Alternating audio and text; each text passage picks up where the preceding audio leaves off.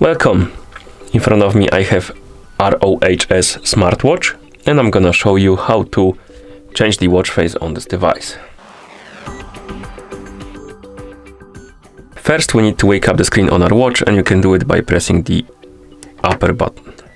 Once you wake up the screen, you should see the current watch face, the home screen, and you can press and hold on the screen to open the watch face menu. And in this menu you can scroll through the list of watch faces by swiping left and right on the screen.